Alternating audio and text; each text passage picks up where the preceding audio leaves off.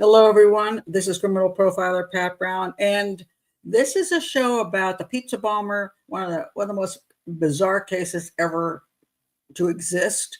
The FBI just drove them nuts. Local law enforcement drove them nuts. Years and years were put into trying to figure out what the heck was actually going on, and I hope that I can make this understandable in a short period of time. Anyway, I want to welcome everybody in the chat room who is back. In case you're not with Patreon, these are the patrons in the chat room, and there was a very unfortunate and very annoying technical difficulty, and so I just sent everybody away, and now everybody's come back. Thank you very much. You're wonderful people, and if you'd like to be with these wonderful people, think about joining Patreon. It's $5 a month, and there are 2 live shows a week. Most of the time, they're smoother than this one, but but the show does go on, and does help an educational channel when you join Patreon. So if you don't want to do that, please do just subscribe to the channel. That helps as well. Click the like button, check my playlist, and you can always buy one of my books. Okay, I spent so much time getting everybody back here. I don't want to waste more. All right, I want to point out before I start that the information that I got for this show came from 2 locations.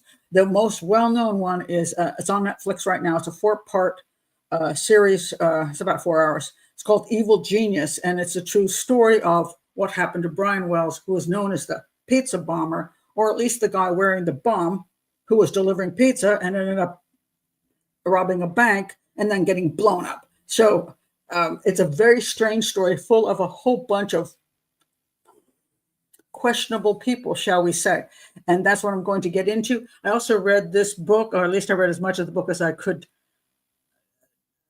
I don't want to say could stand, because it's not a bad book. It's just that I watched this whole thing. By the time I got to this, I was kind of exhausted because there's so many people and so many bizarre statements that I know probably 90% of them are lies. So by the time I got here, there were added people, and it's just extraordinarily confusing.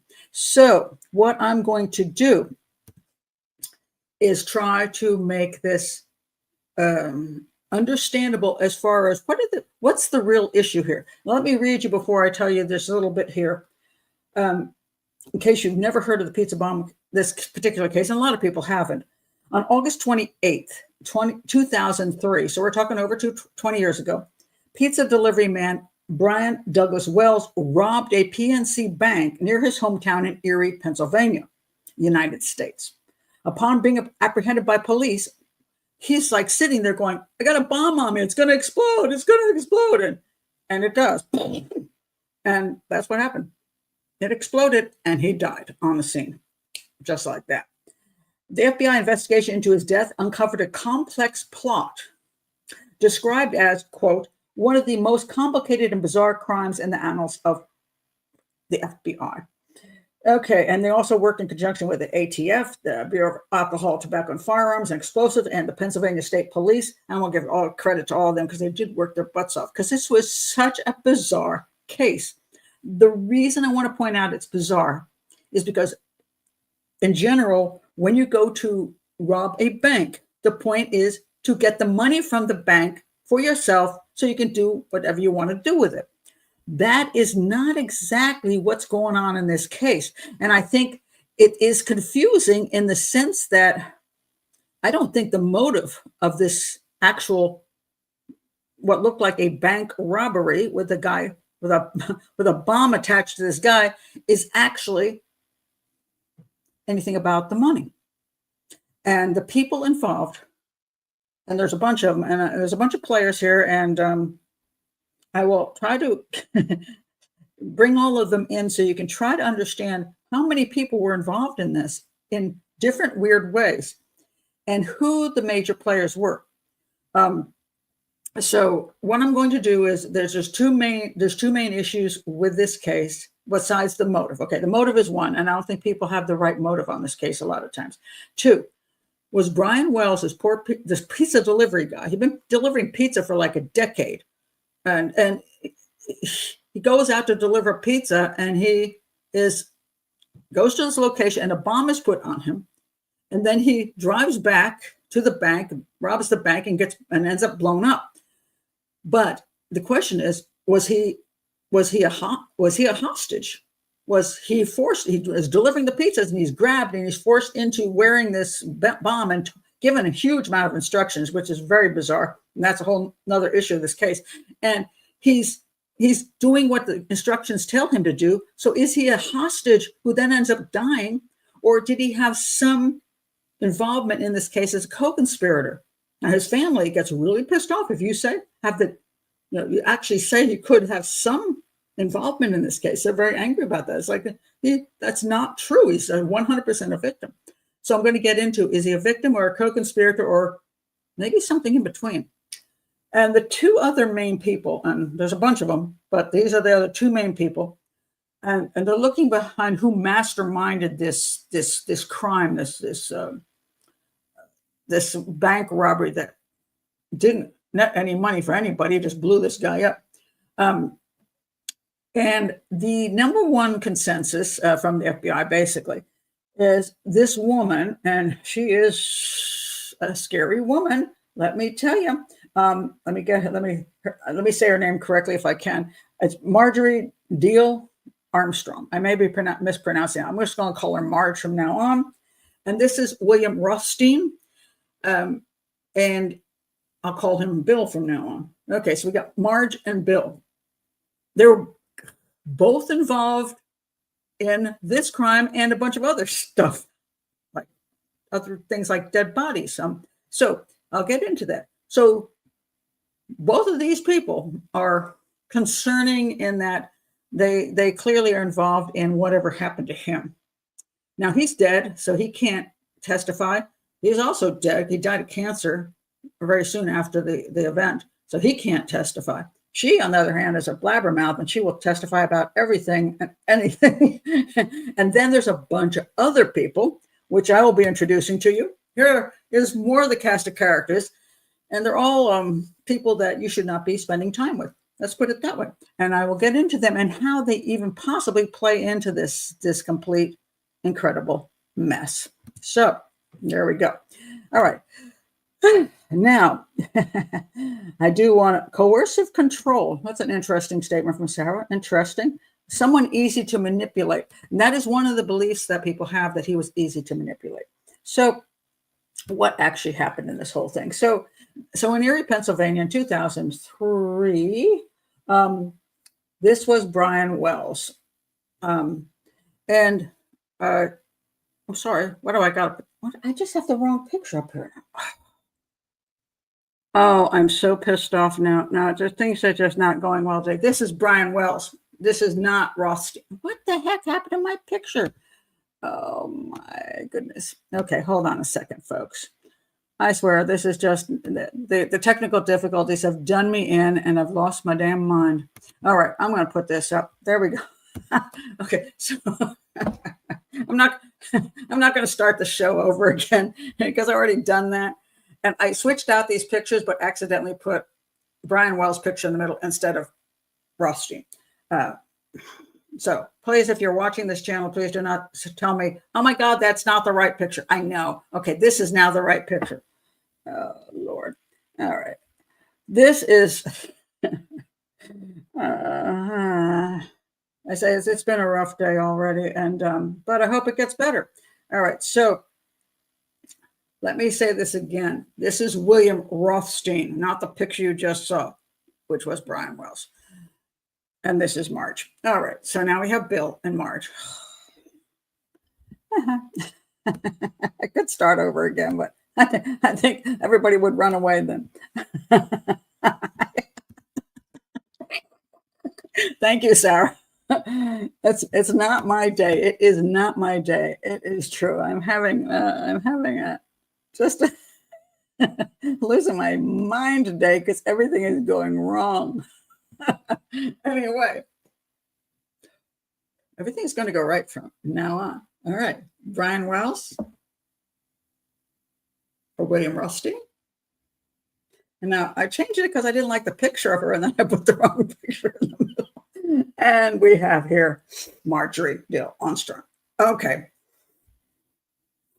Whoever's left is still here. If you're new to the channel, please do like and subscribe. And do not think that the beginning of this show is representative of all of my shows. Anyway, Brian Wells was, this was the basic thing that happened. So on August 28th, 2003, pizza delivery man Brian Douglas Wells robbed a PNC bank near his hometown in Erie, Pennsylvania. Upon being apprehended by police, Wells died of an explosive collar lock to his neck. There was a whole bomb of the collar on his neck, and it blew up. He kept saying, it's going to blow up, it's going to blow up. And they were waiting for the bomb squad, and it just blew up. The FBI investigation into his death uncovered a complex plot described as one of the most complicated and bizarre crimes in the annals of the FBI. Okay, so, and the ATF was involved, and also the Pennsylvania State Police. And if I'm repeating myself, because I can't remember what I said in the last show and when everything went wrong here, I will stop repeating myself now. Okay, so okay. Oh, aren't you kind when I screw up this badly? Yeah. Pat's people don't run away. I appreciate that. It's not Marge Simpson. Okay. All right. So let's get into the whole issue of this case, which is, why did they do it? Why was he involved? What about these people?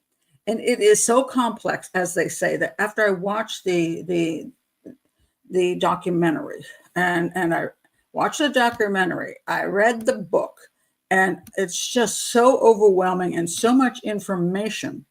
Yeah, that is Brian Wells. I'll just let you know. And so much information that you wonder what the heck. But what I want people to understand is that in this particular case, what we have is a lot of people who have personality disorders, criminal behavior, drug issues. When you have people that are a massive mess, essentially, their lives are completely disasters. And one of the interesting things you find in the show is they're going through the documentary and they're showing the house she lives in, how, they're hoarders, all of them. They're a whole pile of hoarders. And hoarding is an obvious issue with people if they're going to keep houses that look like this. I mean, that's one of the characters. This is Ken Barnes' house. I'll get to Ken Barnes, but this is just a normal room, and that's just a piece of the room. It just looks like that. Everything looks like that.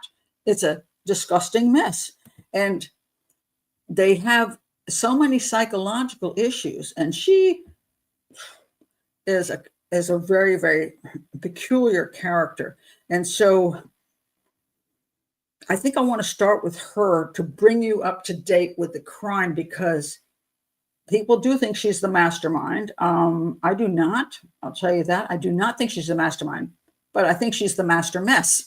And I think she gets other people involved in her mess. And it's a little hard to understand because, okay, she once was a lovely looking woman. There she is. She's attractive, and she's smart as hell. Okay. And then over here on the left, you have Bill. He's also IQ up through the roof and wasn't an unpleasant looking fellow at the time. And she was a fairly nice looking woman. Now, what's wrong with these two people? Okay. Before all the other people came in. All right. So, Marge, let me give you a little history of her. Well, when she was growing up, she actually did quite well in life. I mean, she was a star student, musician, and then somewhere along the way, she went psychologically off the edge of the cliff. Now, her dad and her mom, which is interesting. Mom's dad, sorry, her mom is dead, but her dad, that's her dad, Harold.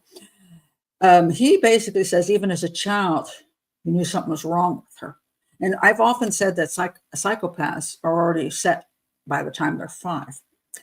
And so she was already a liar, a manipulator when she was a small child, but she managed to get through school because she was smart. And people don't understand this, that a person who has a personality disorder, but is incredibly smart and comes from a home which educates them, they can get away with a lot more in the sense that people see them as, oh, look at them. They're so fun to be around there until they look at, oh, they know all these things and they got straight A's in school. And they don't realize that that doesn't mean that they're not a psychopath. Now, she's not been diagnosed as a psychopath because, nobody likes to diagnose as a psychopath. But I did find one location, and I forgot who they diagnosed as a psychopath. I went back to look at my notes, and they were so, well, you see how well things have turned out right now. They were convoluted. So I can't remember quite what they thought of her, but they gave her like bipolar, they gave her narcissism, they gave her, there's like a long list of different diagnoses that they gave her.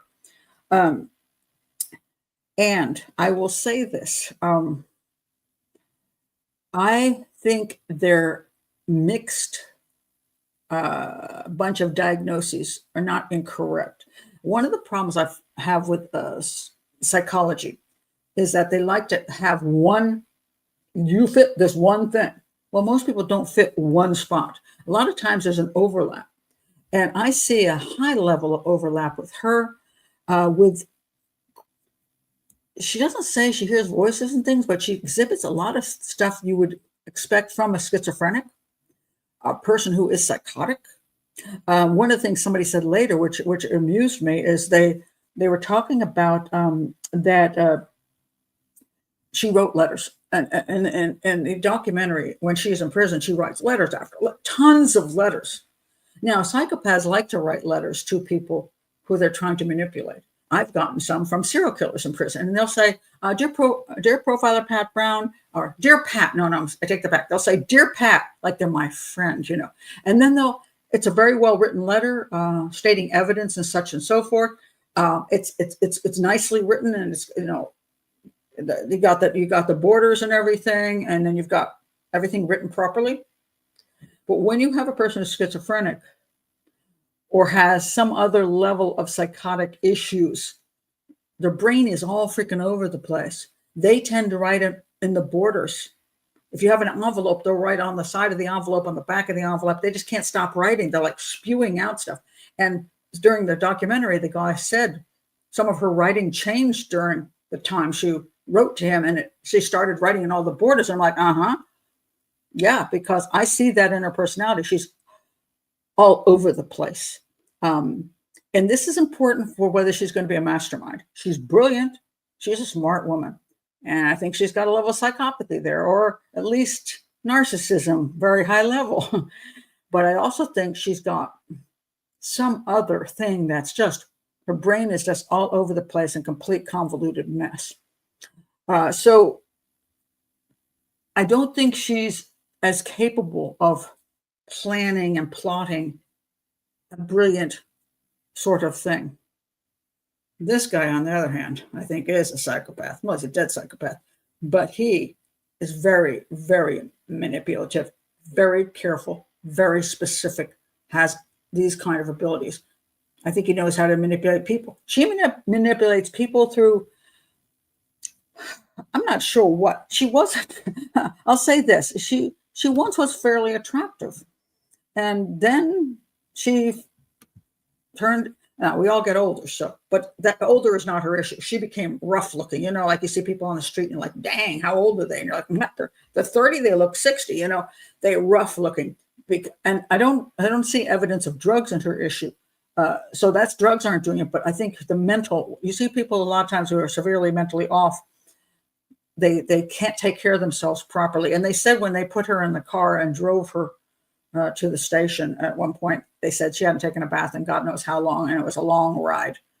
And she was like, so that kind of thing, that's not psychopathic. That's something else. So she was a bizarre woman. She had a history of suffering from multiple mental illnesses, including bipolar disorder. Before her mental health deteriorated in her 20s, she was an exemplary student in high school and earned a master's degree from Gannon College. However, in 1984, she killed her boyfriend, Robert Thomas, by shooting him 6 times as he lay on the couch. She was subsequently acquitted of murder, claiming it was self-defense. She claimed that whatever he was threatening her, and she had no choice, so she had to kill him. And she And later on, she tells people, yeah, I just shot him. I got away with it. It was not self-defense. It was straight up murder. And our system, our legal system, which I say all the time, gives women this break that they want to say it's self-defense. They can shoot their husbands and boyfriends while they're sleeping. And now, was her boyfriend a mess? Yes. Was she a mess? Yes. So you have this household where two people are completely screwed up and they're fighting all the time. And this is something I think people do not understand. If you've ever been around people who are a complete mess, fighting is an ongoing lifestyle. And it's not like one is worse than the other. They're just fighting all the time because neither one of them has the ability to live properly with another person. So whether drugs or alcohol are involved, they can, even if they're not, they can still just be at each other's throats half the time. And the violence may go both ways. It's just the way they live until one of them isn't alive anymore. And in this case, her boyfriend died. And then it says here, her husband and several other partners also died under suspicious circumstances. That's from Wikipedia. So let's put it this way. Was it the husband? He was a drug user, and he supposedly fell and hit his head on the coffee table or something. But then she mentioned something about a hammer. Men die around her. So Black Widowish, not really. I will say that. She's not a Black Widow, because a Black Widow is somebody who purposely marries somebody in order to then kill them and then gain their money or whatever else, their property or whatever.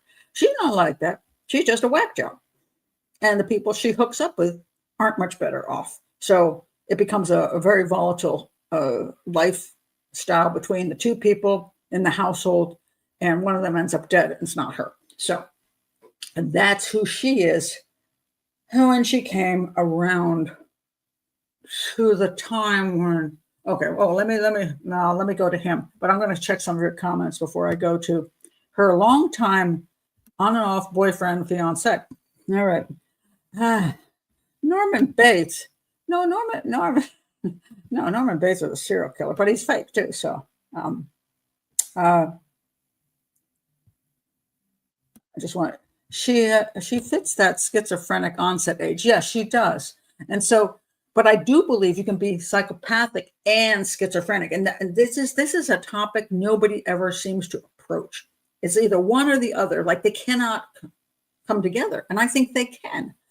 And if they do, it gets a little more confusing as to when they're, especially because they're manipulative. It's like you're manipulative, but so you appear very narcissistic and psychopathic. But on the other hand, you're kind of off the chart weird. So what the heck is going on with you? And I have, in my work at the hospitals and previously, run into people who are a combo. And it's an interesting combo. But I think it does exist, and it's never really discussed. I don't know why. That's just not discussed at all. But then people don't ever like to say somebody's psychopathic. So if they exhibit any kind of schizophrenia, they'd rather go there and just leave the psychopath stuff, or bipolar. She's got these mood swings, and people said she had mood swings like a son of a gun. Like one minute she was just so nice and sweet, and the next minute she was like picking up that hammer. So. She's a scary person. Harper says she doesn't qualify for the big P word. I don't know who does. Well, she might be double P, psychotic and psychopathic, but she was a good writer. Why? Okay, I have a question. Why do you say that, Sarah? Why do you think she was a good writer? Is there something I don't know about her history? I mean, I don't think she's very intelligent. Both of these IQs are off the chart. By the way, a lot of people think he's slow, but his IQ was normal. He just did live a very simple lifestyle. He didn't seem to achieve a lot in his life. He was a pizza delivery driver for many, many years. Didn't seem to have a very, very simple lifestyle. Maybe go to the movies and stuff like that. But there is actually no evidence that he lacked anything IQ wise. He just for whatever reasons was just not. He was kind of I don't know, just not a very motivated fellow, shall we say? But I do want to find out about the writer thing. What are you saying, Sarah? Oh, recall that from years ago. She might have been. She was an excellent student. She probably could write. Was he from a poor family? Yes, he was from a fairly poor family. Was he easily manipulated? It does appear to be that is part of the issue here. Yes. So yes. Now, all right. Let's look at their involvement. Okay. So Bill, dated her, Marge, in the late 1960s and early 1970s. He was implicated in a 1977 murder after he gave a handgun to a friend who used it to murder a romantic rival. He later attempted to destroy the weapon, but was granted immunity from prosecution in exchange for his testimony. Wow, they know how to get off of these crimes. I mean, I think it's because both of them are very smart. And she says, I don't need to, one of her claims was she didn't need to do things that were violent because she knew how to sue everybody. She might sue me, but that she's really into suing people because she thinks she's smart and can get the lawyers on her side. And it's worked for her quite often. Apparently, he's pretty good at that too. Anyway, he was,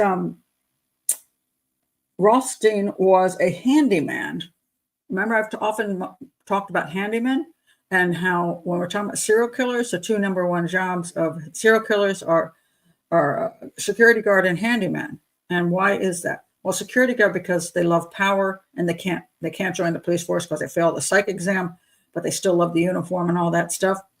Handyman is a job that you can get if you have some kind of issue which keeps you from working 40 hours a week for a company. You can wander around and you can knock on doors, put up advertisements and say, I do handyman work. Now, again, we always say this because every time I say this, people jump on me. Most security guards are lovely people, and some of them were my sons. So a handyman, most of handymen are lovely people. Include some people in my family as well. But they're two easy jobs to get. You're not under a great deal of scrutiny for a security guard, unless most of the time, if you're a mall security guard, you only need to breathe. And if you get to the point where you actually have to have a weapon, I've seen people, as long as they don't have a police record at the time, I've seen psychopaths get the weapon, which is a few of them manage to get into the police force too. But I mean, when they don't, being a security guard is a great job. But handyman is where you go when you keep failing to do well in life, but you have skills. You have skills to be able to fix things and make things, and And so, I mean, we love handymen because, my God, as a single woman, I've hired handymen because, my God, a house wouldn't function. I needed somebody to fix the gutters. I needed somebody to paint the walls. I needed drywalling. I needed these kind of handymen. So I've always appreciated the ones I had, including the guy who did just get out of the pen because he was in there for murder one. But anyway, he did do the gutters really well. So anyway, he dated her for many years, and he got away with this, getting rid of the weapon from a crime. He was a handyman and a part-time shop teacher and was part of a group called the, quote, fractured intellectuals, intelligent people who are not well-adjusted. Well, that is an absolutely perfect label. He was highly intellectual, but not well-adjusted. He was admitted to the Mill Creek Community Hospital on July 23rd, 2004. July 23rd, my birthday, how nice. Having previously been diagnosed with non-Hodgkin's lymphoma, showing diffuse large cell type lymphoma, and he died on July 30th that year at the age of 60. He was believed to be the creator of the actual color bomb because he had technical skills. And he died, July 23rd, 2004, and the crime was on August 2003. He died less than a year later of lymphoma. And this will play into what I think is part of the motive of this crime. So, all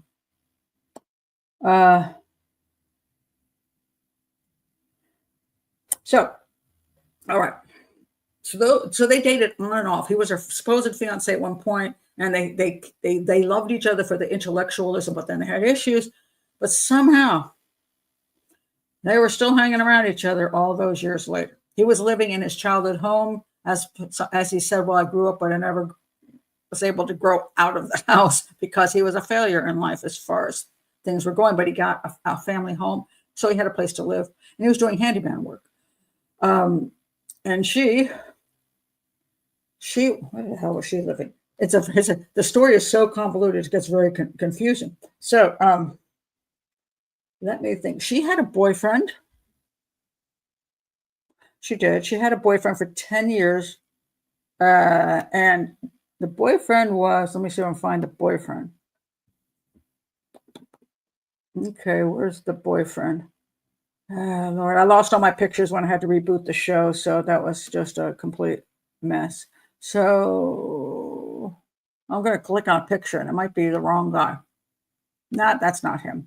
This guy, but this guy, I'm going to put up. I might as well bring him in right now.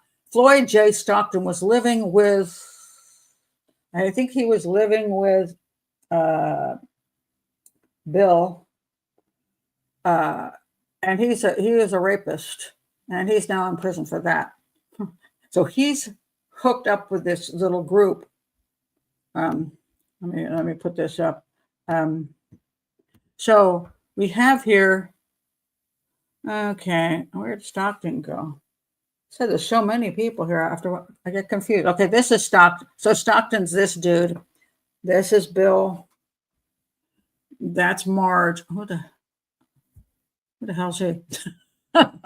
Okay, I got to figure out who everybody is. Oh, that's Barnes. This guy is her boyfriend. Yeah. Okay, so they're together for 10 years. And so they're living in the hoarder house. I mean, things, I don't even know whose house they're living in at that point. Let me try to figure this out. Say this is one of the most confusing cases, but I want to at least get you sort of, okay. No, that's Barnes. Sorry, not Barnes. Barnes is not her boyfriend. It's Roden. What the hell is Roden? Where did Roden go? Frick, now I don't know where Roden went to. Hold on a second. No, Barnes is the guy she goes fishing with. Barnes is the guy that she goes fishing with. And he's important. He will be important. Okay, let's see if I can find, what the hell? Oh, there's James. Okay, this is James Roden. That's her boyfriend of 10 years. Yeah, that's him.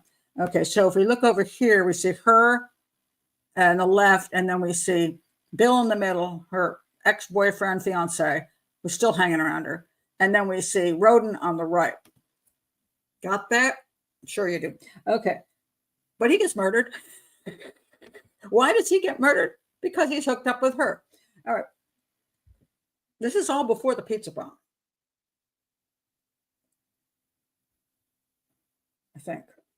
Or is it right after the pizza bomb? It's so convoluted. On September 2003, Roth, okay. I'm trying to figure out how to even, I have to give you enough information so I can tell you why I think certain people are the mastermind and what I think.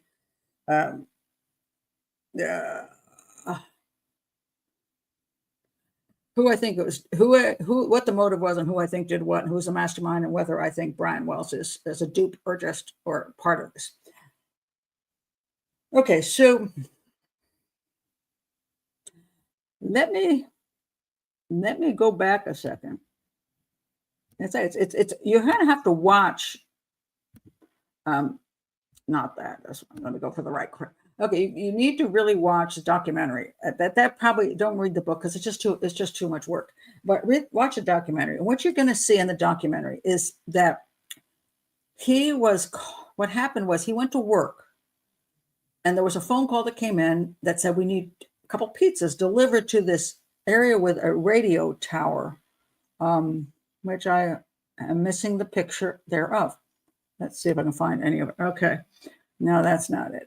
So he's working at this place. This is the whole punch of the bomb put on his chest. I mean, it was quite fancy. And that's a scavenger hunt. So this is what's put around his neck. They actually put this collar around his neck. Now he is.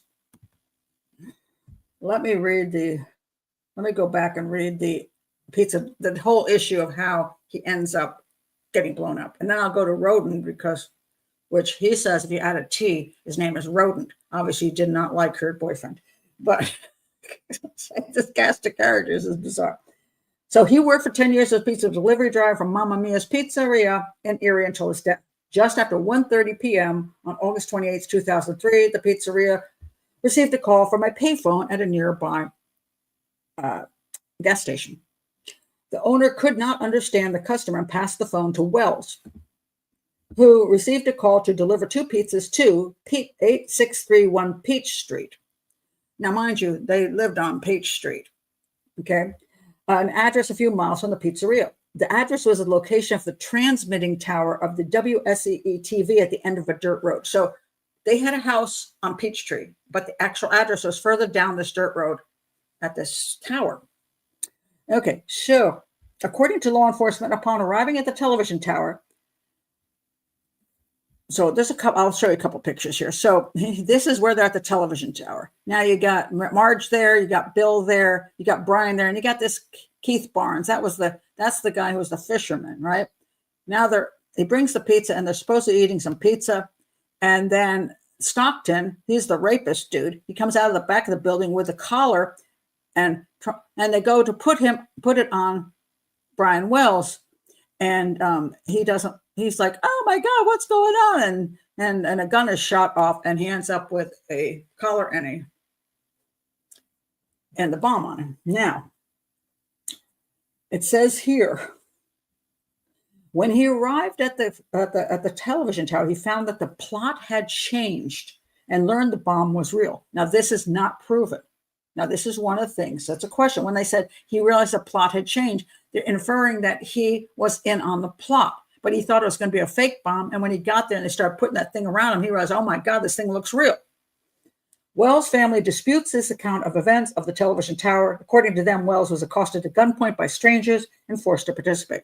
So the family is saying that when he came to deliver the pizza, this guy came up with a gun, bang, and they all grabbed him and put this thing on him and forced him into doing this bank robbery.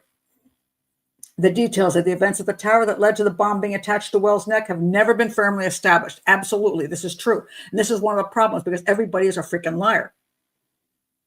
And we hear he did talk to law enforcement to some extent. You can see in the documentary interviews with him, so you get a clue of what kind of guy he is. She never shuts up. They managed to get a number of the other people to talk. Of course, he can't talk because he's dead. So we don't know from his point of view what actually happened. So we have to believe a whole bunch of pack of liars, And sometimes liars tell the truth, at least pieces of it. But then a lot of times they fabricate stuff and they exaggerate stuff. And so you just don't know where the truth lies because they're protecting themselves. And a lot of them just like lying for the point of lying. So just because I say something doesn't mean it's true. So the family is really pissed off at that. They say he was 100% innocent. He went there and he was accosted and forced to participate. There was but evidence exists there was a struggle. Well, but that the struggle is only coming from this little group of people who supposedly are attacking him. From their statements, that seems to have been a struggle. There were no marks on his body outside. He blew up, but there were no other marks on his body, signs of bruises on arms and, different places that weren't blown up that look like he struggled. But then again, this guy shoots the gun off and says, if you do anything, I'll shoot you in the head. You're not going to struggle. So it's fairly meaningless. In interviews by law enforcement, Stockton, that's the rapist dude, Floyd Stockton, he's over there. He said he claimed to be the one to put the bomb around Wells' neck. When Wells discovered the bomb was real, Barnes said a pistol was fired in order to force his compliance. So that's possible that the family's saying that they forced that on him. They shot the gun and forced it on him. And Barnes is saying, the rapist, is saying that he thought it was a fake bomb. And then when he realized how heavy it was and it was all full of like stuff that looked like real bomb stuff, he's like, oh, wait a minute. And they go, which would imply that he was actually involved as a co-conspirator, at least in the beginning, until he found out that this was not going to be as simple as he thought it was. Which one is true? And I'll get to that. Okay, so after the bomb was applied, he was given a sophisticated homemade shotgun. It was a shotgun put in a cane. So he goes into the bank, he asks for the money, and he's like swinging the cane around and gets a lollipop. And people say he's awful relaxed for a guy who thinks there's a bomb on him, which is an odd thing again. So then when the police surrounded him, and he got in the car, but then when he got out, he was doing there's a whole thing about this, the scavenger hunt, which I wanted to point out. There's a scavenger hunt. And this is why this whole thing doesn't seem like a bank robbery to me. It ends up a scavenger hunt that goes in a circle. And you say, what does a scavenger hunt have to do with bank robbery? That's a very good question. Inside Wells' car, they found 9 pages of a handwritten instructions addressed to bomb hostage, directing him to rob the bank. The instructions also included a scavenger hunt, listing a series of strictly timed tasks of collecting keys that would delay detonation and eventually defuse the bomb. The pages warned that Wells would be under constant surveillance and any attempts to contact authorities would result in the bomb's detonation. Act now, think later, or you will die, was scrawled at the bottom of the instructions. So he had to go from place to place to do these different tasks to eventually get to the point where he would drop the money off and then he could get the final key and save himself. Who does that for a bank robbery? What the hell? So that was extremely weird. And he did sort of went around the circle, so it wasn't even moving far away. I mean, he's still. And one of the things that I can say where I don't believe this was a true bank robbery was because anybody who planned this thing would know that the police would show up very quickly. And this guy was never going to achieve this fancy scavenger hunt in time and get the money to them. It was unlikely that any of that would happen. Therefore, I believe the assumption was he was going to blow up. So the money wasn't the issue. And the robbery itself, he was instructed to quietly enter the PNC Bank on Peach Street and give the teller an affixed note demanding $250,000, and to use his shotgun to threaten anyone who did not cooperate or attempted to flee. It was actually a loaded shotgun, by the way, in the cane. Upon entering the bank around 2:30 p.m., he slid the note to the teller. The note stated that the bomb would explode in 15 minutes and that the full amount must be handed over within that time. Okay, so that the bomb was going to be a threat to the customers and the tellers. The teller was unable to access the vault that quickly and gave Wells a bag containing $8,702 instead of $250,000. Okay, so then a witness called 911 from the bank and reported a male leaving the bank with a bomb or something wrapped around his neck. And they came and he did suck on a lollipop that he found, had been given lollipops, and he said, which is very weird. And he appeared confident as he left the bank, swinging his cane and the bag of money like Charlie Chaplin, according to one witness. About around 15 minutes after he left the bank, he completed the first task of the scavenger hunt. He was proceeding with the second task when the police saw him standing outside his automobile and promptly arrested him, handcuffed him, and left him sitting on the ground in the parking lot. Wells said 3 unnamed black people had placed a bomb around his neck, provided him with a shotgun, and told him they would kill him unless he committed the robbery, and completed several other tasks. And they were waiting for the bomb squad, and he blew up. Now, that is a pretty bizarre bank robbery. And there's a bunch of people involved. Now, going back to the bunch of people involved, who are all these bunches of people? All right. I'll try to sort of tell you who they are. Okay, so we have Barnes here. That's a fishing guy. He used to fish with her a lot. And she supposedly, here's another story. She supposedly wanted to do the bank robbery in order to give him the $250,000 from it. So he would kill her father. Remember Daddy? Let's see, where's Daddy? Daddy. Yeah, there's Daddy. Daddy had a lot of money, and Daddy didn't have her in his will because he's like, that woman's my daughter's a whack job, so I'm not giving her any money. So he started handing out, he was getting old, so he was handing out tons of money to people, $100,000 here, $50,000. He was giving away all the money. It was pissing her off. So the claim is that she wanted the bank robbery to get the money because he said, I want $250,000 to do it. All right. Stop right here. And I just want to ask you this question. What do you think is wrong with this statement right here? I'm going to go to my let's see. This about the actual fake bank robbery. What I think is fake, proved themselves they could be puppet masters. I think that is accurate. I'm going to tell you why I think that's accurate. She looks perpetually pissed off. Watch the documentary. That's a nasty piece of work. Why do you think it's unreasonable to believe that she did the bank robbery was for try to get $250,000 to pay him off $250,000 to kill her dad? What is wrong with this? If you understand criminals, what's wrong with this picture?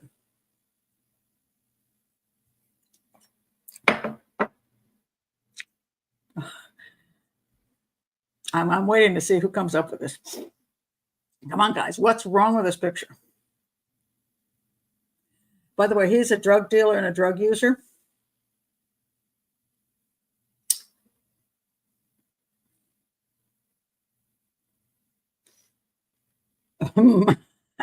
Okay, you're thinking that's good. That's interesting. I actually wasn't going to come up with that, but I like that. No need to knock off dad of robbing the bank. In other words, if you can get $250,000, you're not going to get money from, she's not going to get money from dad anyway. She's not in the will. Doesn't matter how much money he gives away. She's never getting it anyway. So yes, if she got $250,000 from a bank, she ain't going to give it to this asshole. You know, that's a good point. That wasn't my point, but that's a great point. I like it. Okay, what's the other risk? Ooh, that's it. It's way too much. Why is it way too much? Only need $5,000. That is correct. That is correct. You can get a drug-using bum to kill somebody off for $5,000, $500 sometimes. It's insanely cheap. If you get the right person, you can just pay them hardly anything to kill somebody you want to get rid of. You don't need to get $250,000.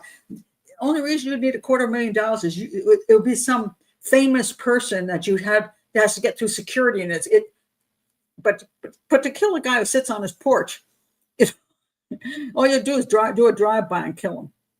You know, you pick up $500, $5,000. There's no way she needs to do a bank robbery for $250,000 to get him to kill off daddy. That's just stupid. You know, that's ridiculous because he's a lowlife. He's an absolute way down on the list lowlife. So she also says this interesting thing. One of her claims, she goes, "Hey, I've already killed 2 men.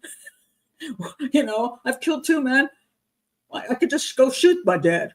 She's right about that too. Don't even spend money. You know, yeah, you don't even spend the $500 because you already kill men. You know, so she's got a point there. But absolutely, nobody's doing a robbery for $250,000 to give it away to this dude. That's just he said he asked for it as a joke. But, you know, again, there's no way. I mean, it's just nonsense. And the bank isn't going to have that much money in it, which is why they ended up with $8,000, which was pretty meaningless. So after this whole thing goes down, and he's caught and he's blown up. Well, he's blown up. Poor Brian, blown up. All right. Let me get this straight. So this is what this they say. It's a very convoluted thing here. So the August 28th, 2003 is when the robbery occurs. Now, the murder of James Roden. Where's James? Where is he? Where's James? Shite. I can't find James Roden. Where'd he go to? Okay, this is the rapist. This is the drug dealer. That's the prostitute. We'll get to her. This is the other. Oh, this other pizza dude. They looked at him in the beginning because he died just right after this whole thing went down, and it was probably a drug overdose. He's a mess too, so he's not really important. But Roden, the boyfriend, isn't on this list for some reason.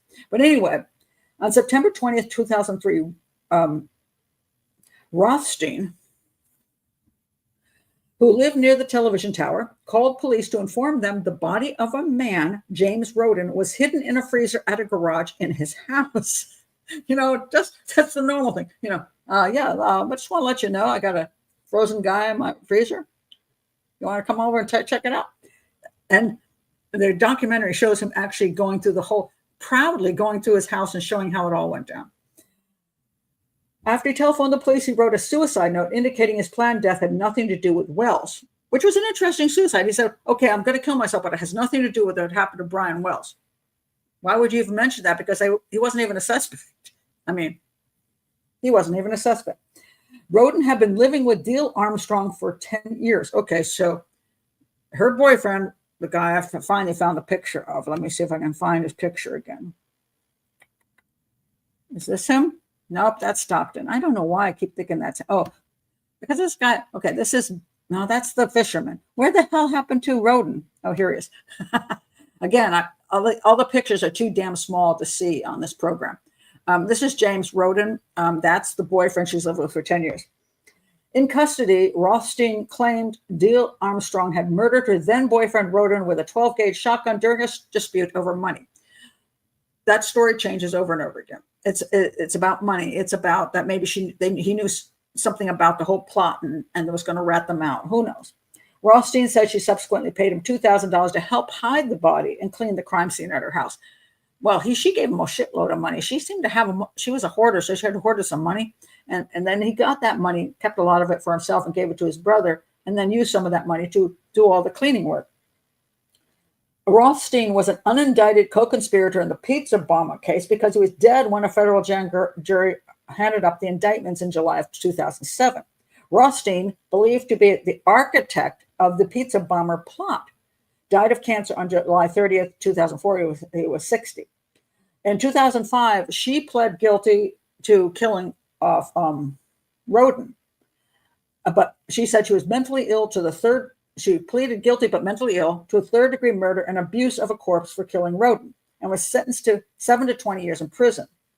She is believed to have killed Roden in order to prevent him from informing the authorities about the robbery plot.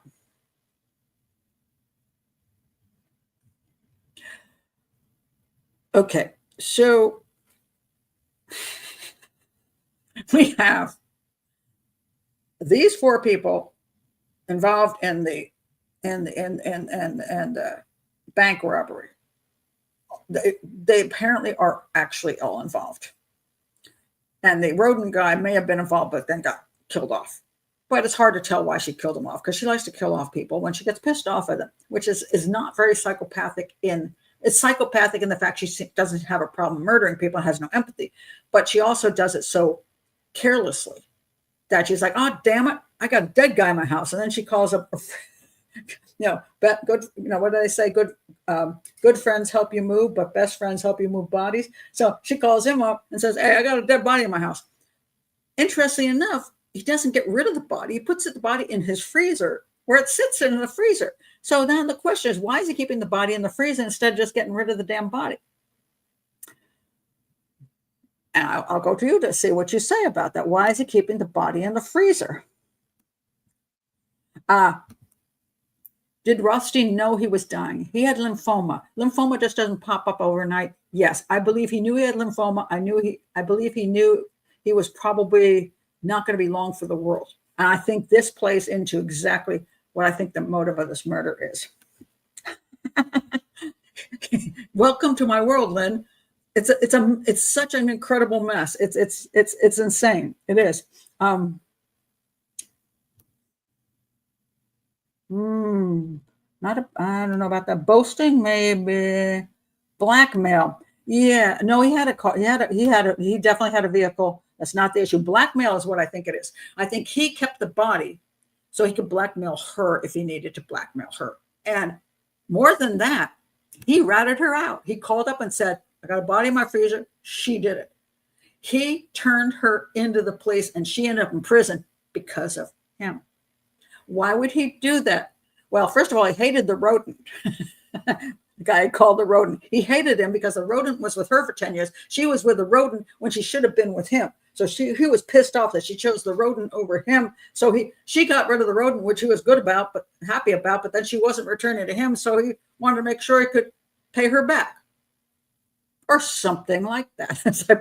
I say everything is very, very strange. So now we got all that done. I'll go to why I think he is the architect of this. The whole concept of her hiring him to kill her dad, get $250,000, which is unlikely that she would have gotten in this robbery. To give him to kill her father is all nonsensical. She already had something like $70,000 in cash because she hoarded things and she didn't like banks. I guess because people rob banks. But she had so much freaking money. You don't think this dude would have done it for 20,000? I mean, that would have been a hell of a payday. Or 50,000. She already had the damn money. She didn't need a bank robbery. I think that's just absolute nonsense. I think here's the architect, and I think he is the Unabomber type. He had never done. They said he always achieved this level and then quit everything he did in life. He was so smart. He would go up and then he'd just stop, and he'd go up and he'd stop. So he was brilliant, but never was able to actually prove it to the world. He's dying of lymphoma. He knows he's not going to be around for long. God knows what she's going on about now you've got to hide my boyfriend. He's like, fine, I'll hide your boyfriend. I'll take care of his body. I got him in the freezer now, but I'm telling you what you're going to do. You're going to help me out here because I got this great plot. We're going to make lots of money. She might be willing to go along with it just because she's a whack job. But she's like, okay, fine, I'll go along with it. And you get other people. We're going to go along. We're going to make some money. I don't think he made this bomb with such precision and so cleverly done that he knew damn well that bomb was going to go off when it did. He knew the guy was never going to escape it. His point was not to collect the money. The thing was to make this ridiculous scenario, this huge setup, to fool the police, to prove he was as smart as he always said he was. I think it's all about him just playing a game. And he built this huge thing. He said, now I need a dupe. Enter the dupe. Okay. So the dupe here, Brian Wells, he wasn't just the pizza delivery guy. This is where people get confused. Yes, a phone call was made to the pizza place. And he answered the phone call, write down the address. He went there. He knew that location. Why did he know that location? Because he actually knew these two people. He not only knew these two people, he knew these two people. He also knew this woman who was a prostitute. And he would go his house, Barnes' house. Barnes had a house. Barnes' house, I think that's Barnes' house. Barnes' house, remember that place that looked like crap? Yeah. Okay, Barnes' house, this was where prostitutes came to do crack and to turn their tricks. Brian Wells hired prostitutes, and he knew a number of prostitutes who, by the way, had some black pimps. So that was useful when they said, hey, say black guys did it. So he could blame it on black guys. And okay, I'll say black guys and people will believe that. But he knew this girl who knew this guy, and these two would go to his house to have sex. And he knew them as well. So he's not just a guy. It wasn't this guy who just went, well, he might have been doing drugs. I don't know who he knew too, but it wasn't like some complete stranger who went out there. She claims that she was paid some money to get him involved in that. So I don't know the truth in that either, because she might be lying as well. But he did know these people. How much he did spend some time drinking beer with him, and maybe he was just a dupe type of guy. He was trying to help the girl out. He had sex with her. He gave her money so he could, and then he knew these other people, and he was just like, sometimes people just want to be liked by people, and they just hang around and drink the beer, and and didn't seem like he was a drug user. So, but I don't know. She could have told him a story like, I need some help and this, or hey, if you could help us out with this. I don't know if she said that or they said that. You could help us out with this thing. We got this cool plot. What we're going to do is we're going to, you can participate in this. And what we're going to do is we're going to put a fake bomb on you. You just walk into the place, you claim you got a bomb, and then you walk out. We're going to give you some instructions, and it's not a real bomb. So it's never going to blow up, or at that point. And then what you do, follow the instructions, you give us the money, and then you just claim this bomb was put on me, and some black people did. Maybe he went along with that. Maybe he wanted money to help his family. Maybe he wanted money to help her. I don't know. I think it's possible he was willing to participate in a non-violent crime But when he got to the point where he was delivering the pizzas, he's meeting them at the tower, that fake bomb didn't look so fake. And that's where they say he freaked out, because it looked like a real bomb. Now, when they got the bomb on him, they may have well told him that this bomb will not go off for way longer. In other words, it won't go, in spite of all the instructions. We're going to give all these instructions. So they're going to believe that if you don't do the right things, it'll blow up. But it's not really the way it's going to work. This bomb won't go off. It'll be a real bomb, but it won't go off for an hour and a half. So you got plenty of time to get back to us, and we'll get you out of there. But on the other hand, he knows it's a real bomb, and then he doesn't know how much he should believe now that it's supposed to be fake. Now it's real. So I think he may have believed it was possibly a fake bomb or possibly a real bomb, but only if they did something. That he had so much time. And so that's why it looked calm at some point when he was finally, the police are surrounding him. He says, "Oh, but there's a bomb on me." He may have realized that things aren't going well and this is a bomb, but he didn't rat them out. He said black people did it to him, even then, because I think maybe he thought if they would let him go, that he could get them to help him, or he still thought it was a fake bomb, to the point where if he kept telling them, "Yeah, these people made me do it," that they would eventually take the thing off of him and tell him, "No, dude, it was fake, and you weren't in any danger." And then he would not be arrested, because he would have been a hostage, a victim. What he actually knew, I don't know. But the fact that he knew all these people and had hung out with them and was hooking up with a prostitute who says she helped find a dupe for them, I don't know. I can't say he didn't. I can't say he was a totally unwilling participant. He may have been a willing participant too. I don't think he would have been willing to participate if he knew it was a true bomb. I think he would only have done that if he thought it was fake and he didn't think anybody was going to be harmed, and he decided he would do it for whatever reasons. He's in a midlife crisis. He's not making much money. He thinks he'll help his family and this girl, whatever. So either that's true that he was working with them, thinking it was just a fake bomb and it was not going to be a big deal, or he was truly a dupe, 100%, that in spite of the fact of hanging out with them, he had no idea of any plot. And they just knew he was somebody they could use. And so that day when he delivered the pizza, they just stuck it on him and said, follow the instructions. And by the way, he did love, what's interesting is he loved scavenger hunts. And the town had these special scavenger hunts and he participated in them. So the fact they were using a scavenger hunt makes you wonder that they didn't tell him we're going to do this cool scavenger hunt. And therefore he was participating to some extent. So I believe he was possibly, I would lean toward he was a willing participant for a fake bomb. And then it did not, this guy had no intention of putting a fake bomb on him. This guy didn't even intend for him to actually succeed in anything. He just wanted to play everybody with his clever stuff that he was putting out there. And the guy would blow up and he would just have the last laugh because he's dying anyway. And so that's who I think he's the mastermind. I think she's just a mix of a psychopath and the psychotic stuff, that she's all over the map and she will do and say anything, do all kinds of crazy crap and get away with it a lot of times. But I don't think she masterminded this. She didn't write there's like pages and pages of these details of what exactly the person that Wells had to do in order to not be blown up.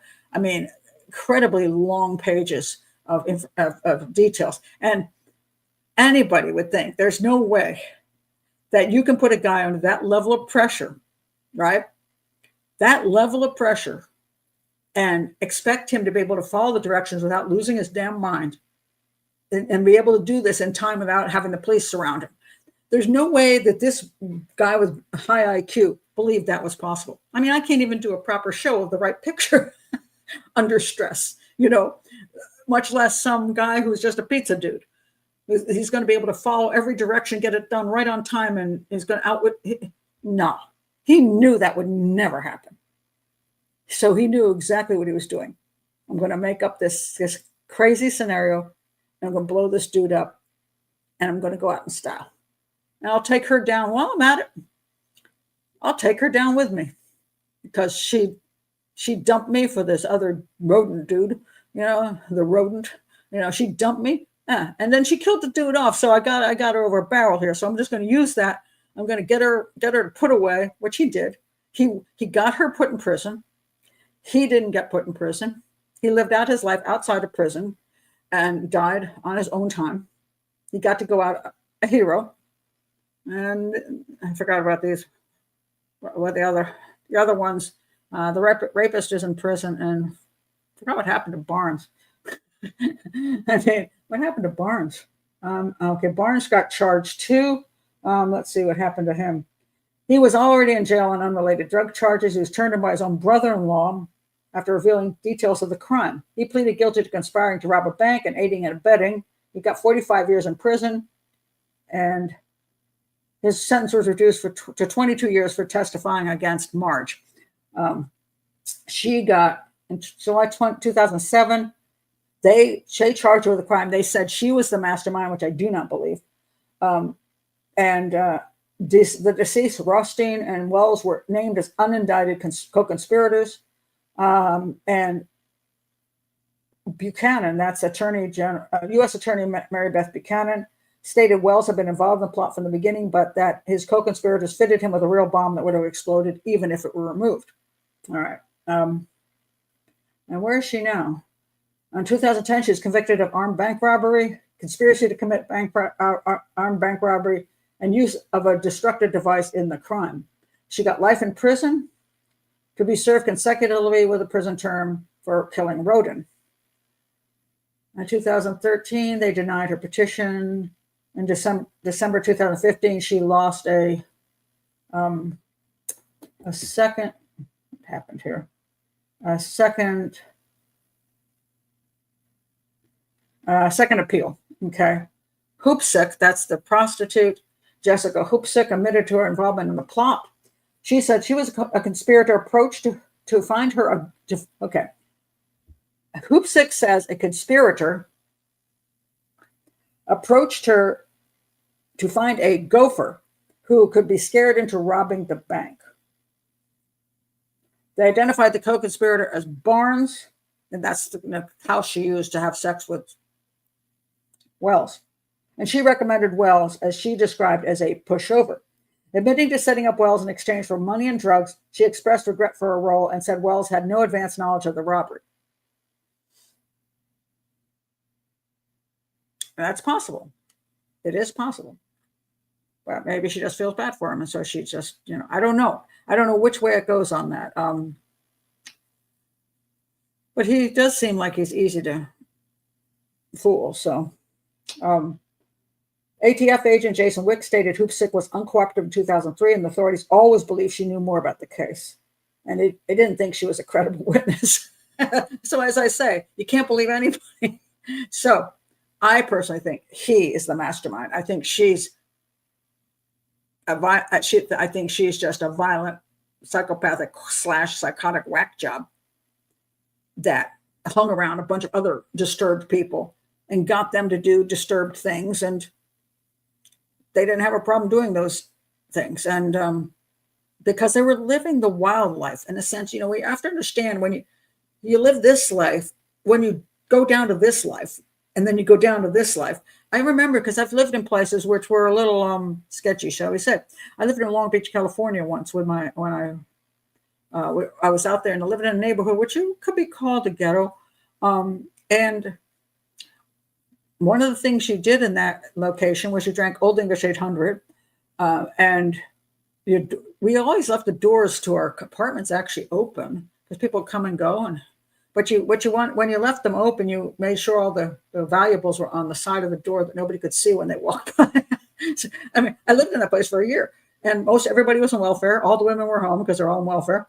And there were people who walk down the street and they'd suddenly scream out, "Hey, Joe!" And Joe would come out and go, "What?" She goes, "I want my television back. You took my television and my welfare check." He goes, "Well, how about I give you the welfare check, but keep the television?" She goes, "All right."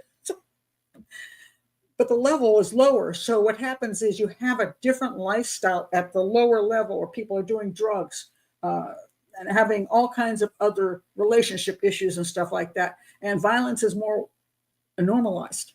And then you go further down. By the time you get to these people's levels, it's like crack houses. You go to a crack house and it's a nasty little place to be hanging around, and people act in awful ways. And it is disgusting. And you think, how did they get to this level? Well, it's because they went like this, and a lot of times mental illness is a part of it, and drugs are definitely a part of it. So let me check out some of your comments. Yeah, this is true. If you don't want to work 9 to 5, you got to get cash somehow. That's just true. And that's where prostitution, selling drugs. He was selling drugs. She was selling herself. She had, I'm not quite sure. She had money from all the people she sued and didn't get arrested for her, didn't go to prison for her crimes. He got money from his family. The family gave him the house. I don't know. He was broke though at the time. So he was getting money from her, I think. Rapist dude. I don't know about it. That's so confusing. Yeah,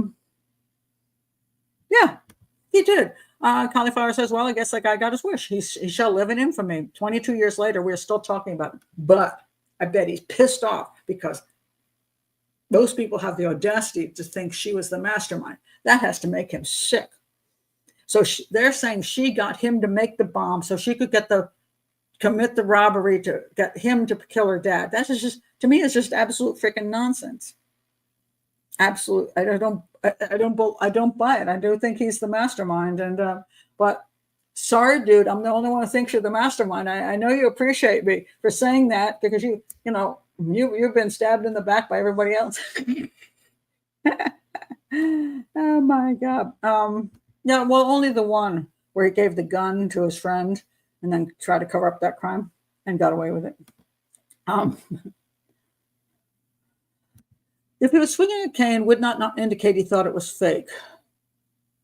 Well, that it was a gun. Well, it sort of did look like a gun. It had a trigger. I think it may be that he thought it was, couldn't believe that was a real bomb, but it's hard to say. We weren't there to hear what they said to him. He also ate a lollipop, so you wouldn't think he'd think it was in great danger. I don't know what these people said to him. They could have said, look, when you walk into that bank, you look nonchalant.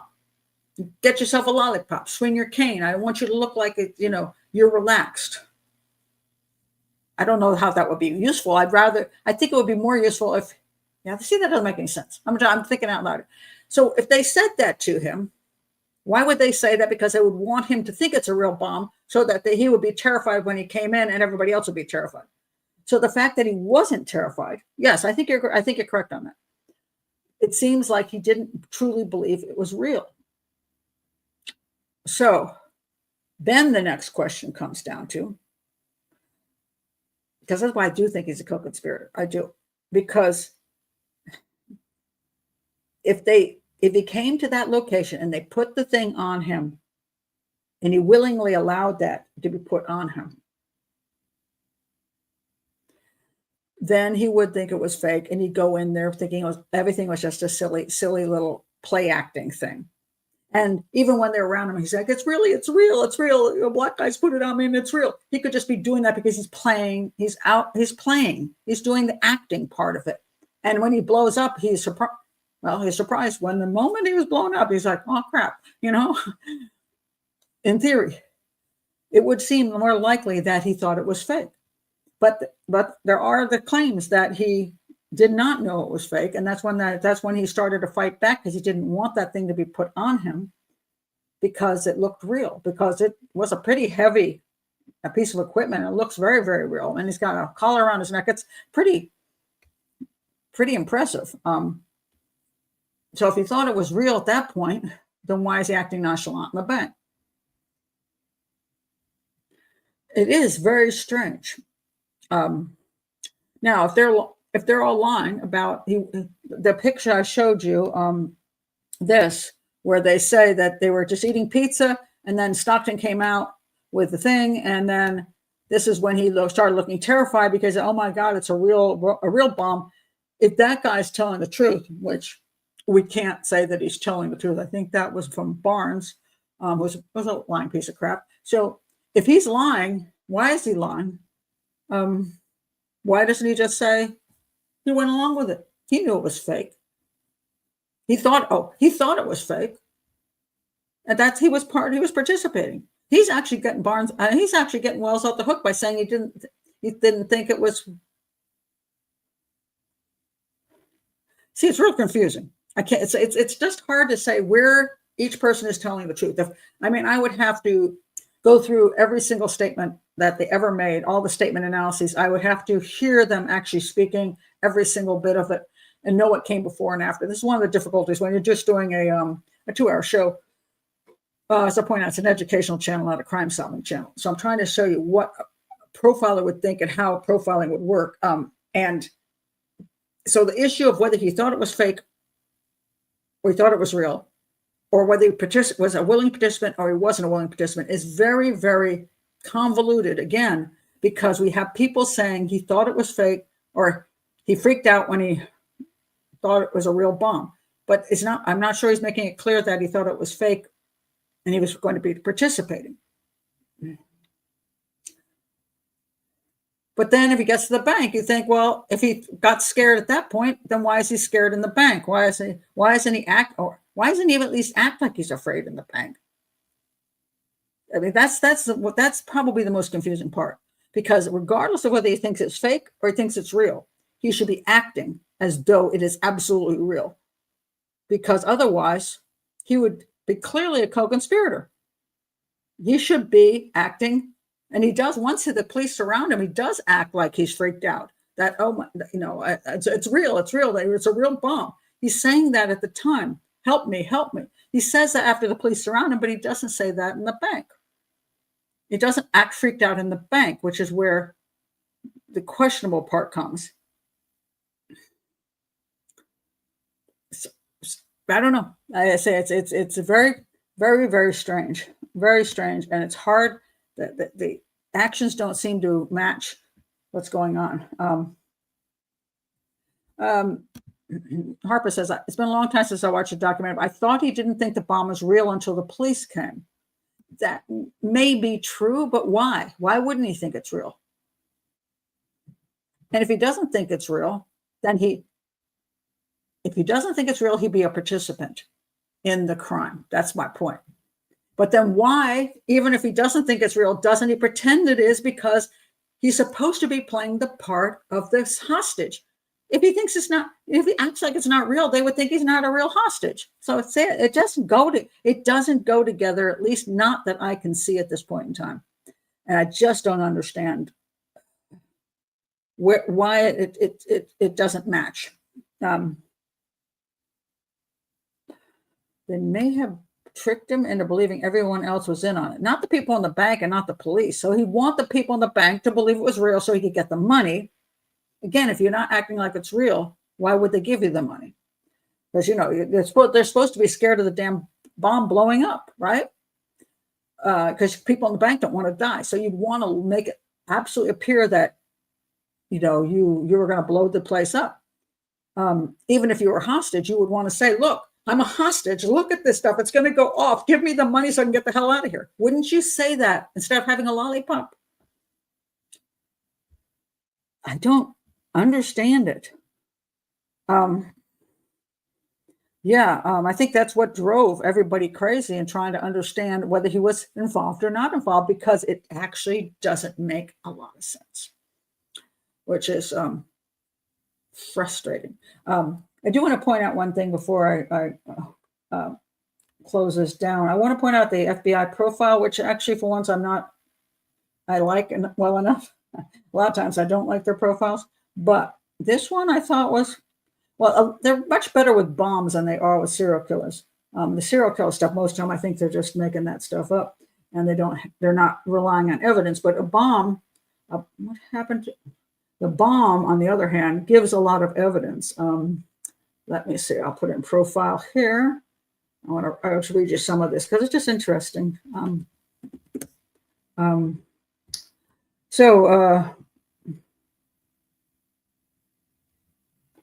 Where is it? Where is it? Let's keep saying profiler. I didn't put in profiler. I put in profile.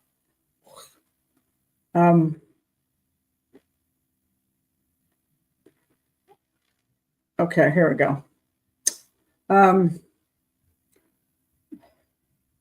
profile says, where did it go?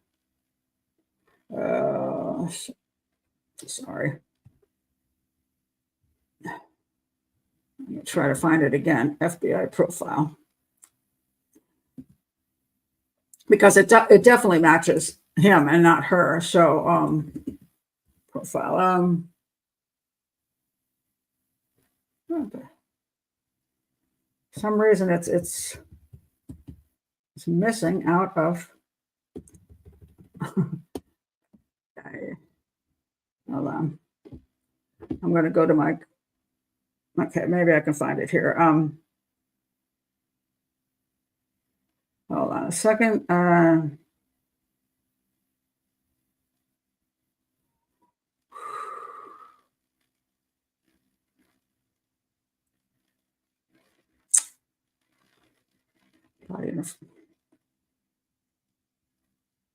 Hold on. Persons of interest. Okay. All right. This is basically what they said. The profile of the guy most likely lived in the area. Well, yeah, probably. The profile is theorized. The offender likes power. He's obsessive. He's definitely obsessive. He manipulates people, yes. But he's also patient. I also think that's true. He hung around for her for years. The offender invested a great deal of thought and planning into the scheme, which could have evolved over a long period of time, even years.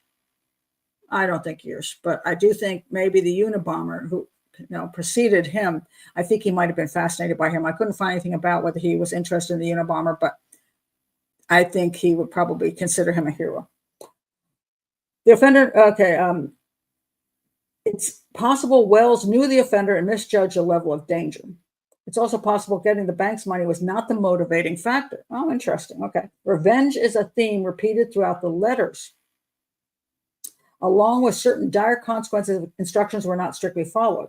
For whomever locked the bomb around Brian Wells, the ordeal was about control and manipulation. It was a, quote, game like with rules and penalties. The reward was less specific. Quote, cooperate quickly and you will survive, the offender printed in the letter to Wells. But the offender probably didn't expect Wells to survive. Absolutely not. And most likely was watching when the bomb blew up at 3:18 p.m. The offender needed to observe the events that day in and around the bank as Brian Wells walked inside, stood in line, and then exited the bank. The offender was probably in or near the Summit Town Center on August 28th to observe what happens. The profiler said a complex man or woman locked the bomb to Wells.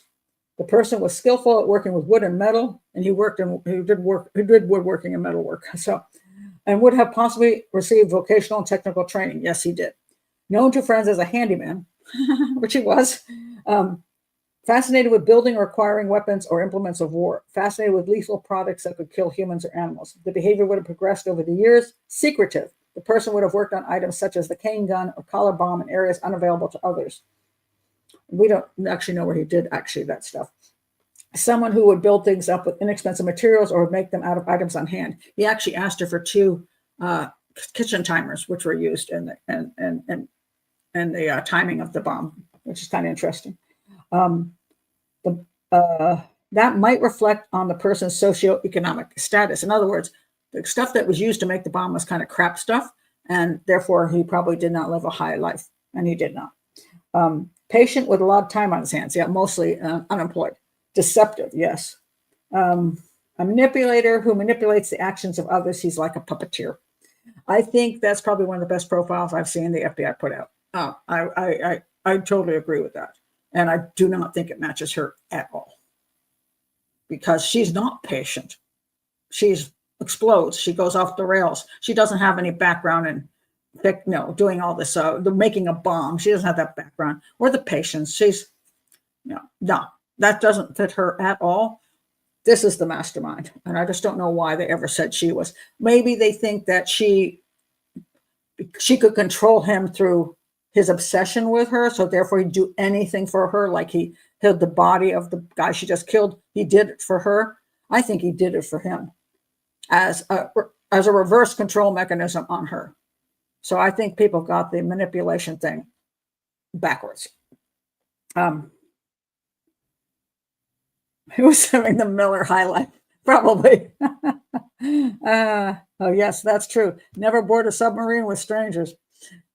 That show I just did on the submarine. Yeah, that's, got to watch out when go get around people who, but in the submarine case, he did not look like a psychopath. And there was, if I were in her position, this is the Danish submarine case. She was a journalist, and people saw, she's getting on there for like a few hour trip with him, and she's waving to everybody. They're both waving to everybody on the shore. Everybody knew the journalist got on there with him, and he didn't have a criminal history. No one would suspect, and she wouldn't suspect that after she'd get in that submarine and kill her in there. I mean, that was so bizarre. That's just one of the most bizarre cases ever. Did the Unabomber really have a cause, Frida? I don't buy it. Psychopaths rarely have the cause they claim.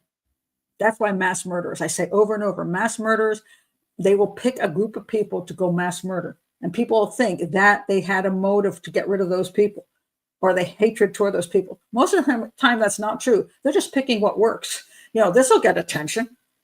I don't think he had any, I don't think it was any kind of, the Unabomber, Ted Kaczynski, I don't think he had any kind of, oh, I want to help the planet crap. That he was in it for his own ego. But again, that's the game they play. I feel there's a level of sadism in this against the pizza guy. Just against the pizza guy, just a bonus. I think he just didn't matter. He was insignificant to them. That's all. He just didn't matter. He was just useful. Yes, the submarine case was a weird anomaly. That is for sure. How did they crack the case? Well, it took them years to try to even figure out any of this stuff. There really wasn't, oddly enough, not great evidence. The real thing that happened was when he ratted her out on the guy that she killed. And then she opened her mouth and said, and he opened his mouth about not being involved in the Wells case. That's what actually broke it open. If she hadn't murdered the guy and he hadn't ratted her out, I don't think they might have ever known. But then if they never knew, he wouldn't get the pleasure of watching who wanted to take her down for it. So it's a real, I say convoluted is an understatement in this case. So very, very bizarre case.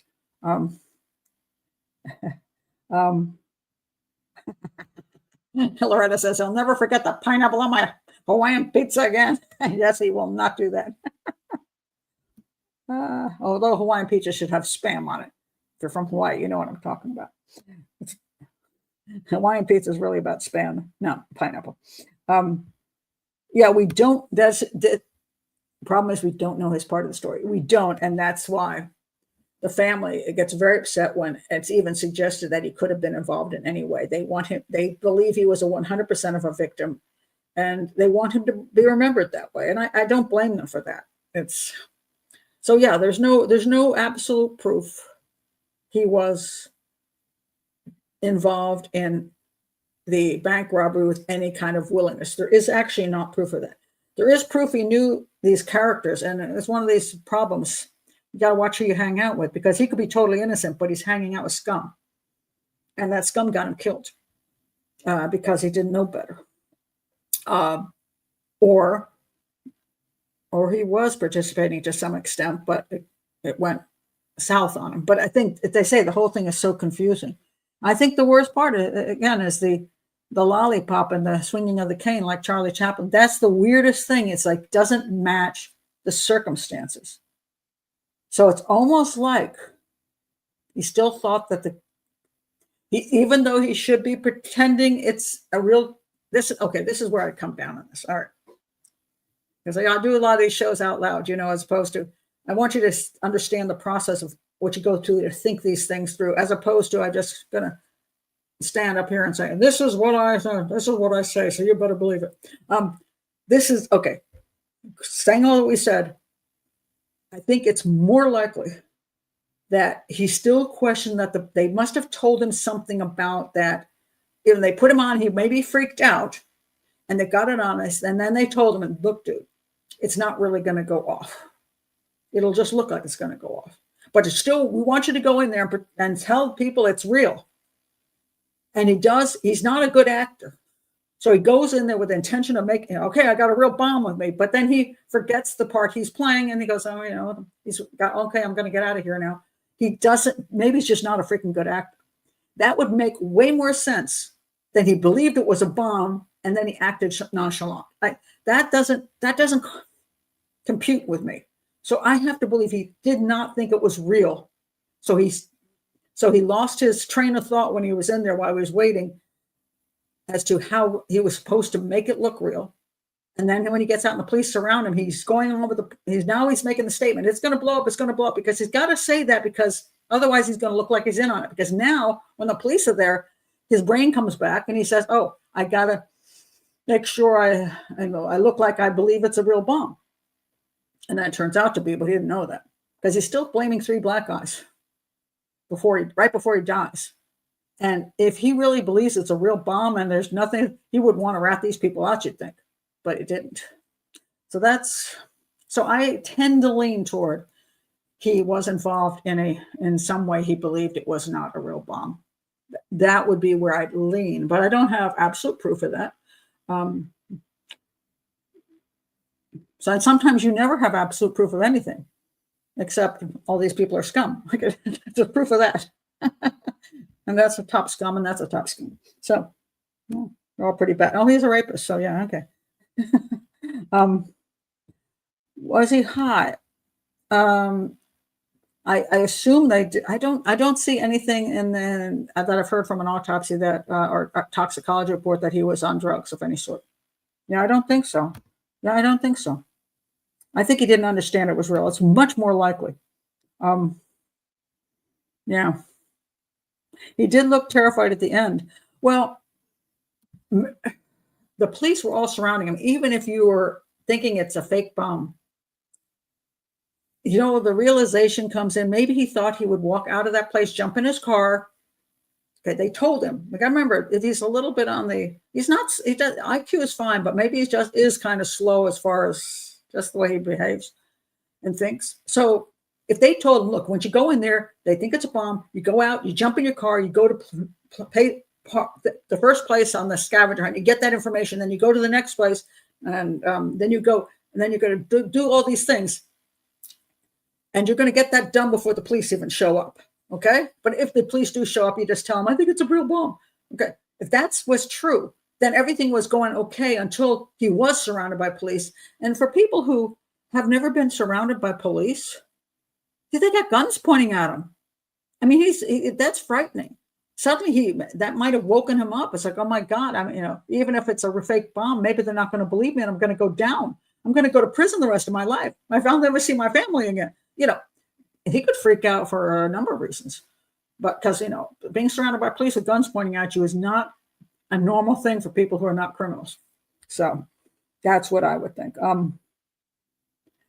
No, the video footage, video footage, yes, it does show him talking to the police and then blowing up. Yes, so it is definitely in there.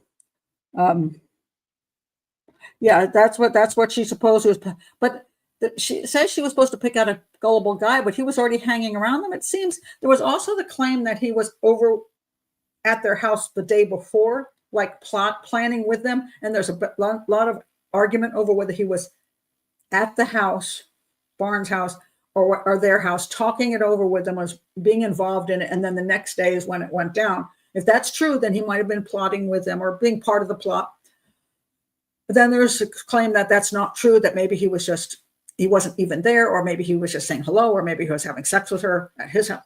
There's a lot of arguments again on that, and a lot of sketchy people saying whatever they're saying. But if he was definitely over there and not involved with her at that moment, maybe he was involved in the plot the day before. They say, here's what's going to happen tomorrow. We're going to call for the pizza. So you got to make sure you're the one who delivers it. Yeah. So anyway, so that's it. I think I'll stop there.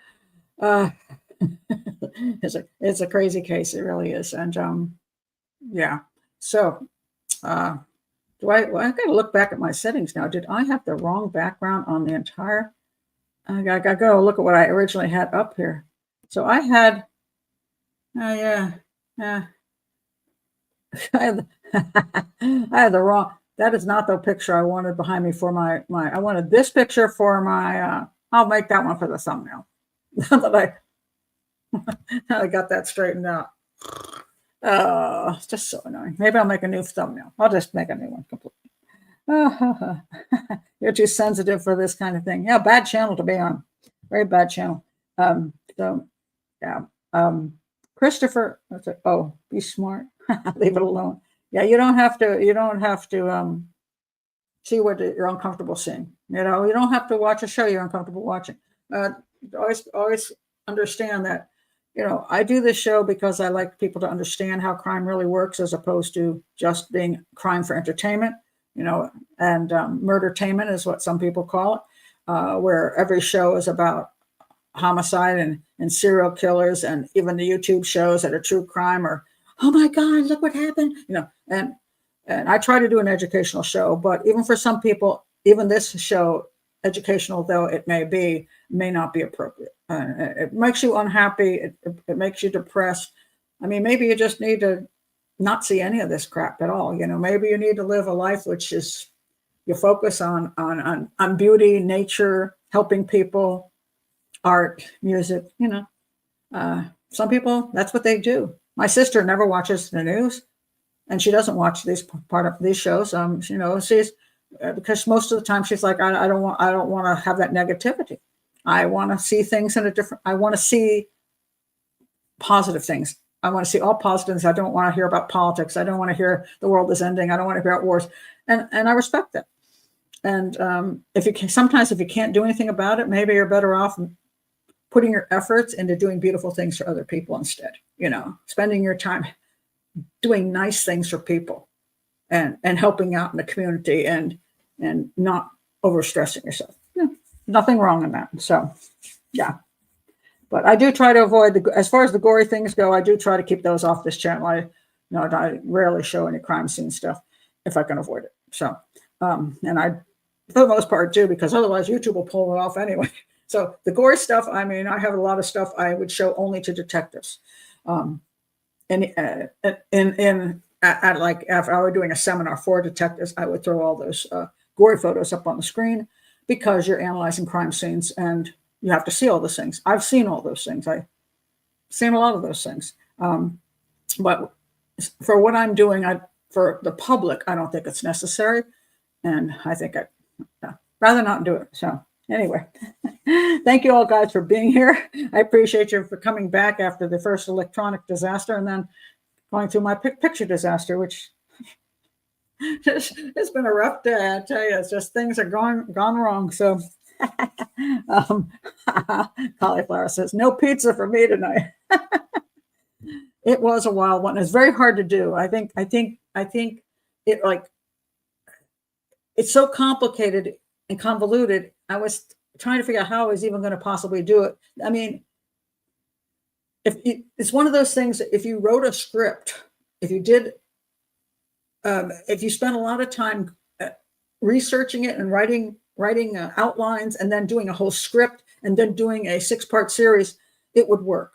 But when you're trying to do a two-hour thing without the script part, it was a real mess. And by the time sitting down here, I'm like, the heck? And then on top of that, I had all the other issues.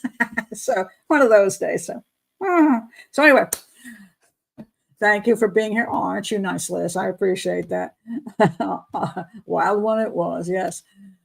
I'm glad you found it informative. That's the idea. And I know sometimes when I do my shows, since I don't use a script or an outline, people are like, wow, you know, I sometimes can't follow you. So I know this show is not for everybody, but I hope it's for most people who come back to the show. I hope it does suit you and you're able to follow what I have to say. And anyway, thank you guys for being here. And I'll be back for the hangout. Will be, I don't know if it's going to be on Wednesday or Thursday night, but that will be approximately when it is. And by the way, if you're new to the channel and you don't know I have a second channel, I have a second channel called Dear Profiler Pat, which is linked below. And I answer questions it's like a Dear Abby, but with a little bit more in-depth and more Pat Brownish. And if you're new to the channel, again, like and subscribe. And Yeah, it was a wild ride. You're right about that. It exhausted me. So I'll see you next time, guys. Bye.